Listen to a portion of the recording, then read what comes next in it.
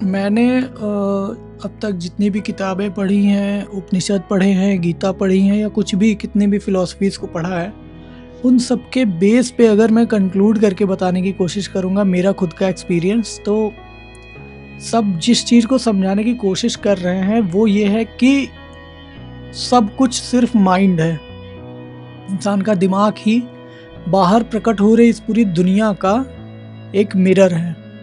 और उस मिरर में ये पूरी दुनिया जब प्रकट होती है ना, तो उसको हम सब कुछ रियल मान के उसमें एक्ट करना शुरू कर देते हैं। ये थोड़ा कॉम्प्लिकेटेड है, इसको समझाने के लिए थोड़े लॉन्ग वीडियोस की ज़रूरत पड़ेगी, वो मैं बनाऊँगा।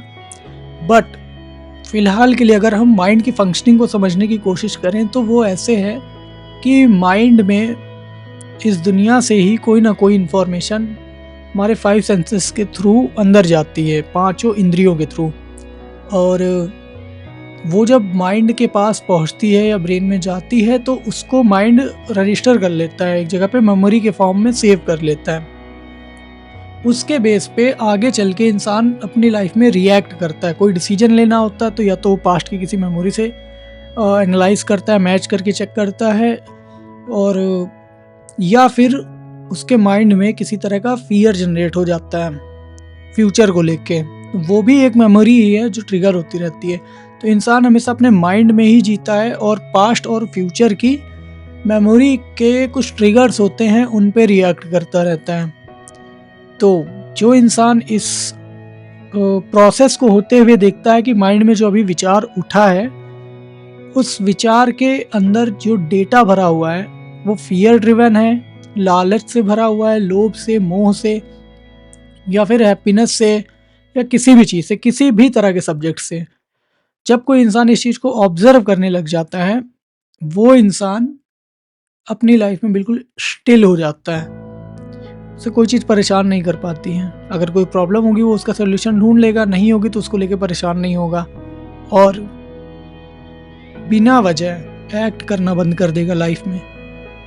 उसको उसका माइंड नहीं चलाएगा, क्योंकि इस दुनिया की हालत ऐसी है कि लोग अपने माइंड की वजह से दौड़ भाग चल रहे हैं, सब कुछ कर रहे हैं। लेकिन हकीकत में माइंड की प्रोसेसिंग को समझ लेना ही लाइफ को कॉन्कर कर लेना है। और इसकी प्रैक्टिस अगर आप डे बाय डे करते जाओगे तो बहुत बेहतर है। और प्रैक्टिस में अगर आप कुछ करना चाहो तो आप सिर्फ सिंपल सा मैं बता देता हूँ कि आपको सिंपली बैठ के अपने माइंड को, मन को ऐसे इमेजिन करना है कि ये पूरा एक खुला स्काई है, आसमान है बिल्कुल नीला। इसमें जो सफ़ेद सफ़ेद छोटे छोटे बादल आ रहे हैं, वो बादल एक विचार हैं। आपको सिर्फ उन बादलों को देखना है, उनके शेप को देख के कोई विचार और नया नहीं जनरेट करना है, सिर्फ उन्हें ऑब्जर्व करना है कि बादल आया, बादल गया, बस। और जब आप थोड़ा एडवांस लेवल पे पहुँचो तो इस चीज़ को एनालाइज करने की कोशिश करो कि जो बादल आया और उस बादल के अंदर क्या था, उस विचार के अंदर क्या था, उस डेटा के मतलब उस बादल की किस चीज़ से वो बना हुआ था। तो उसके अंदर या तो भय होगा, फियर होगा, या तो कोई खुशी होगी, या कुछ होगा, कुछ ऐसा ही जो राग और द्वेष इन दो चीज़ों में डिवाइड हो सकती हैं सारी चीज़ें।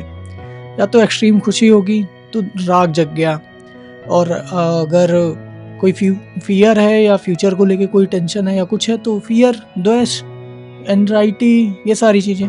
तो जब आप उस उड़ते हुए बादल को या उस तैरते हुए विचार को एनालाइज करोगे तो आप समझ जाओगे कि वास्तव में मेरा ब्रेन कैसे काम करता है और मुझे डिसीजन कैसे लेना है। ये आप तब समझ पाओगे कि आप राग के बेस पे डिसीजन ले रहे हो या द्वेष के।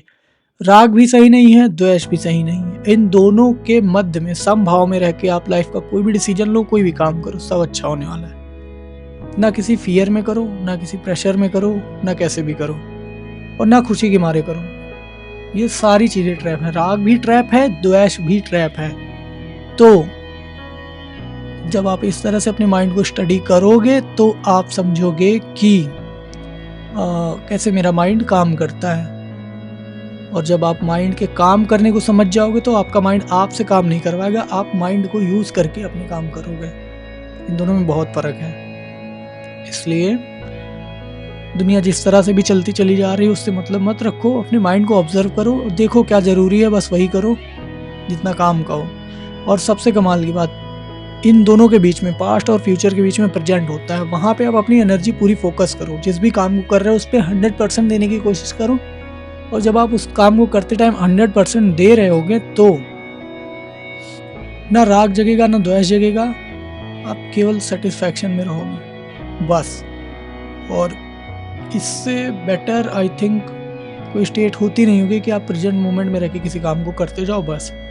उसका जो रिजल्ट होगा वो आपको कुछ अच्छा भी देगा और आपके मन को भी शांत रखेगा।